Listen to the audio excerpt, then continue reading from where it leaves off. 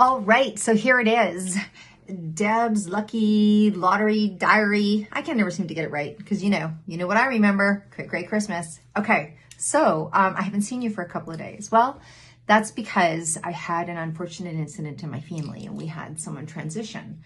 So I think the last video that I did was I had bought 65 lottery tickets for me and my dear friend who was turning 65, and we scratched while we talked and came up with $45. I think that's the last time I talked to you. And then the next day things went awry and my family member transitioned. And so I had to run and get on a ferry and all that kind of stuff. But my family member was a big gambler, the biggest crib tournament winner ever in Canada.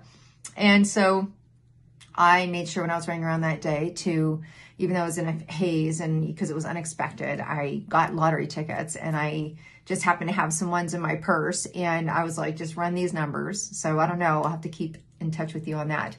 But then I did on the way back. So here's an interesting thing. I was talking about how it's so great with my uncle. His name is Tom, Uncle Tom. We used to play Romoli when we were younger. And, you'd have like these circles and it was always nickels, right? We always play with nickels, right? And then ironically, coming back on the ferry, I gave money for a ticket and the only change she had was nickels. And she gave me like 55 cents in nickels, which is interesting because it's 5 double fives and, double nickels really is what it's called, and in nickels. And I knew that was a sign from my uncle. So he was probably his way of saying, thank you for coming, and helping where I needed to help.